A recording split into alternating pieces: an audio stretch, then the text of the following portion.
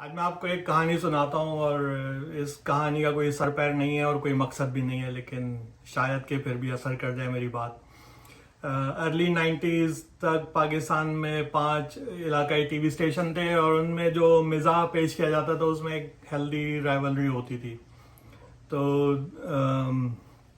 जैसे कराची से जो मिज़ाह होता था वो जुमलों से हंसाया जाता था, सिचुएशन से हंसाया जाता था और उस वो ज़रा इल्मी मिज़ाह था जिसकी चाशनी देर तक रहती थी।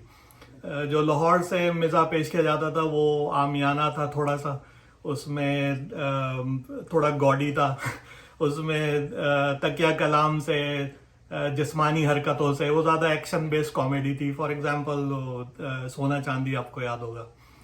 इसी तरह कोयटा, रावलपिंडी और पिशावर के अपने फ्लेवर थे मिज़ा के। एक दफ़ा मुझे याद है कि इलेक्शन ट्रांसमिशन हो रही थी कोयटा से, उन्होंने इलेक्शन पे कुछ स्किट की जो कि लोगों को ज़्यादा हंसी नहीं आई।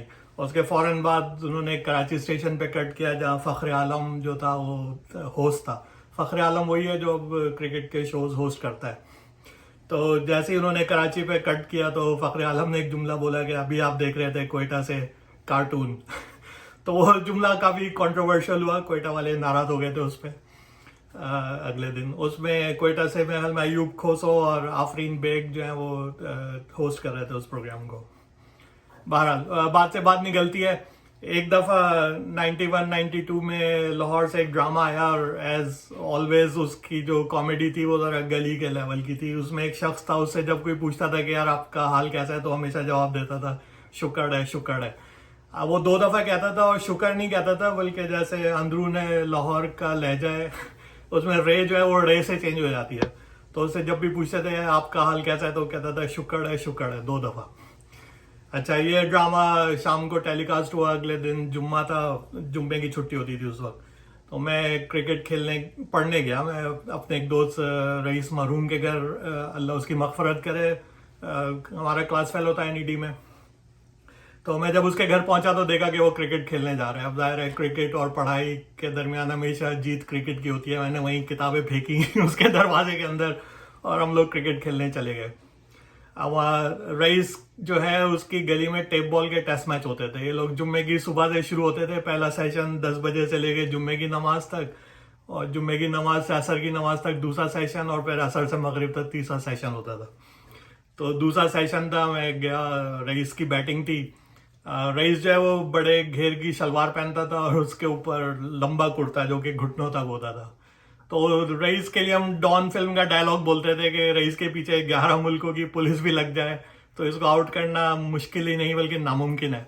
क्योंकि एक बॉलर, आप इमेजिन करेंगे आगे रईस बैटिंग कर रहे हैं तो एक बॉलर को बस एक बादबान नजर आता होगा, जैसे ये सोफा मेरे पीछे रखा हुआ है इसके बॉलर को ये इस किस्म का लिबास नजर आता था और विकेट नजर नहीं आती थी। तो जाहिर है वो एलबीडब्ल्यू का रूल नहीं था, तो नामुमकिन था कि रईस को कोई आउट कर सके। तो वो जब बैटिंग शुरू करता था जुम्मे की नमाज से तो वो असर तक आराम से बैटिंग करता रहता था।